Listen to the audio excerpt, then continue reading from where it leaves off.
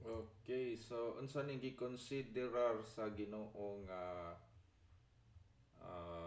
tarong sa iyahang matarong sa iyahang pananaw sa gikonsiderar sa Ginoo.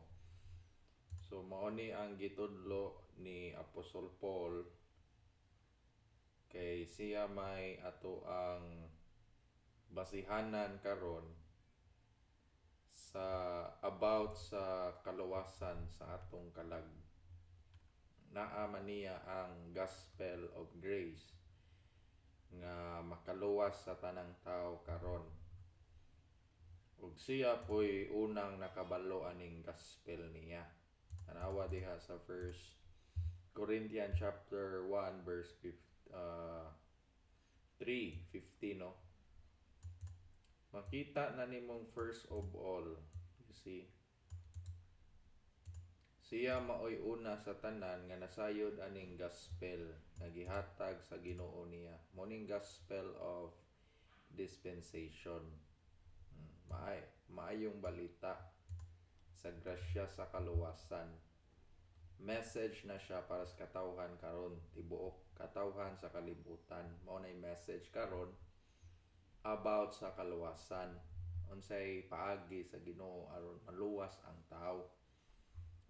Yang gi-deliver diha first of all. O mao na siya evidence nga siya may una nga nagwali aning gospel nga makaluwas.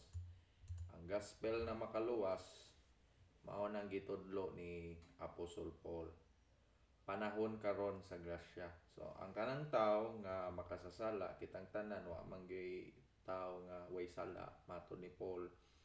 Dinhi ta nagdepende sa iyang gospel. Mo ni may mensahe nga atong gisaligan, mo ni gustong ipasalig sa Ginoo sa tanang tao dinhi sa kalibutan.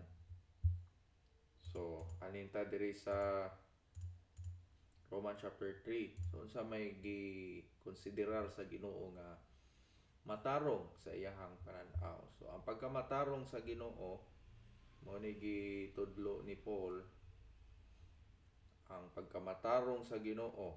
So unsa may gikonsiderar niya nga matarong sa iyahang pananaw. So wala na gabase sa balaod. Wala na gibasihan sa Ginoo ang balaod matud ni Paul.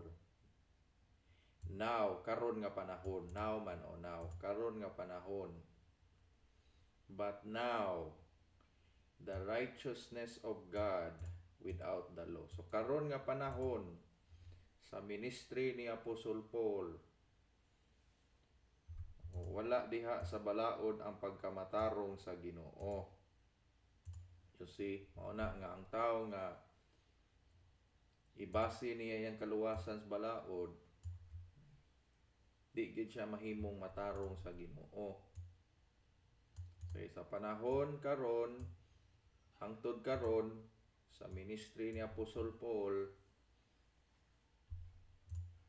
walay mahimong matarong diha sa balaod. Si Paul nag-ingon ana. So pagka matarong sa Ginoo, walay labot ang balaod, dayag, klaro, manifested, witnessed by the law, the prophets. So even the righteousness of God, ang pagkamatarong sa Ginoo, naa ni Jesus Christ. Pinaagi sa pagsalig ni Jesus Christ. No? Alang sa tanan. Ngadto sa tanan. Upon all them that believe. Mo believe kinsa may tuhuan si Jesus Christ. Unsa may gibuhat ni Jesus Christ? Sa mayang gibuhat, namatay, gilubong, nabanhaw, giula niya iyang dugo dito sa cross para maoy bayad pasig uli, bayad sa atong mga sala. Tanawa sa verse 25, faith in His blood, bayad na, no, sa atong mga sala. So kanang ato ang pagtuo, pagsalig sa iyang dugo, nga maoy igo nga bayad sa atong mga sala. Maunay ato ang pagkamatarong sa Ginoo. Tanan natong sala pasayloon, himuon tang sakto, matarong at ubangan sa Ginoo. Pamatud-an ta sa Ginoo nga kita matarong nga walay bayad tungod misalig ta ni Jesus Christ sa iyang gibuhat dito sa cross, sa iyang dugo nga iyang giula, gibayad niya para mapasaylo ang atong mga sala. In verse 25, for the remissions of sins that are past through the forbearance of God. So pangutana, kinsa mo'y nibayad sa atong mga sala? Ang Ginoo mao'y nibayad sa atong mga sala. So si Kristo mo'y gihimong halad pasiguli. So pinaagi sa pagtuo sa iyahang dugo. So kadto lang mituo sa iyang dugo, maotoy makadawat og kapasayloan sa tanang sala. Makasasa ba ang tanang tao? Yes, in verse 23, tanang tao makasasala. Walay bisag usa nga matarong. Mao na nga ang kaluwasan wa gyud na magbase sa balaod. Maayong buhat sa balaod ni Moses nga gisunod sa kadaghanan karon, wa na magbase diha. Ang kaluwasan wa magdepende sa maayong buhat. Kinsa man din nagbuhat og maayo? Ang Ginoo mo'y nagbuhat og maayo. Tanaw, to declare His righteousness in verse 25. Kita wa tay gibuhat nga maayo. Dautan ta sinners ta, kitang tanan tao diri sa kalibutan. In verse 23, pamatuod na ni Paul nga ang tanan tao sad-an sa silot sa sala. So ang gabuhat og maayo si ang Ginoo. Siya mo'y nagbuhat og maayo. Giluwas ta niya, gipadala niya si Jesus Christ aron mabayaran ang atong mga sala. So si Kristo mo'y gihimong isip usa ka halad pasiguli sa atong mga sala. Mutuo ta sa iyahang gibuhat dito sa cross, giula niya iyang dugo, mutuo gani ta ana. Pag nituo ta ana, himo tang matarong sa Ginoo. Mapasaylo ang ato ang mga sala in verse 25. In verse 22, maunay pagkamatarong sa Ginoo. Si Kristo ang pagkamatarong sa Ginoo. Kay mao man ni siya'y nagbayad sa atong mga sala. So ang tanan nga mosalig unto all upon them that believe, for there is no difference. Tanan nga mosalig pamatud-an sa Ginoo nga matarong. Kaya ang Ginoo nasayod sa mga tao kinsay misalig aning dugo ni Jesus Christ nga mo'y igo nga bayad sa atong mga sala. Kung mao may gitudlos 25, so mao atong gisaligan si Kristo mo'y gihimong bayad pasiguli sa atong mga sala. Mao na nga ang gibuhat ni Kristo, mao to siya ato ang pagkamatarong. Gihatag na sa Ginoo kay siya matarong. So ang nagbuhat og matarong ang Ginoo, dili kita. Igo latang misalig sa iyang gibuhat dito sa cross. Mao na nga ang pagkamatarong, himuon tang tarong, pamatud-an ta sa Ginoo nga tarong, wa nay bayad tungod sa iyang grasya. Siya may nibuhat, klaro man by His grace.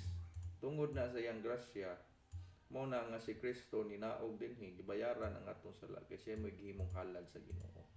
Tungod anang grasya mo na nga libre ang kaluwasan. Pamatud-an ta nga matarong ta, kumusalig ta ni Kristo Jesus, libre na siya, way bayad.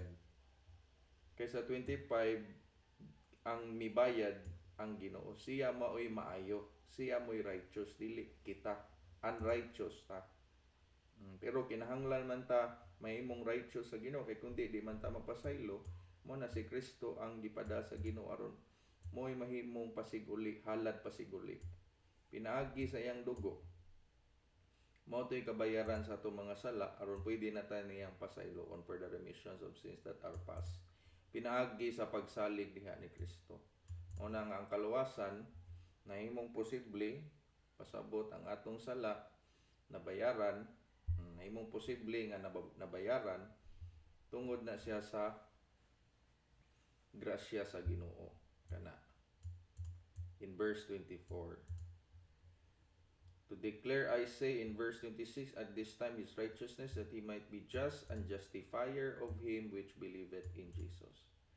So pamatud-an to sa Ginoo kadtong mga nisalig ni Jesus Christ sa iyang dugo, sa iyang kamatayon dito sa cross, yung pagkalubog pagkabanhaw sa ikatulog adlaw, maunay bayad sa atong mga sala. Ang mituo ana, maunay pamatud-an sa Ginoo nga sila tarong na, matarong na, sila gipasaylo na. Ang musalig ani, pero kung di ka musalig ni Jesus Christ, di ka musalig siyang dugo, bisan pag klaro na dira, di gyud ka mutuo ani, di gyud ka mahimong tarong atubangan sa Ginoo. Walay tao mahimong tarong. Mao na human ta makabasa nino, wala gyud tay rason nga di ta mutuo kay kaning nasulat din ha, Word of God na.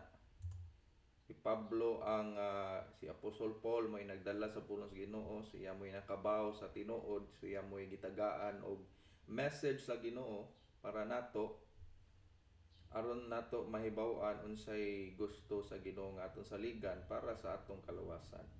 Verse 20, therefore by the deeds of the law there shall no flesh be justified in his sight, for by the law is the knowledge of sin.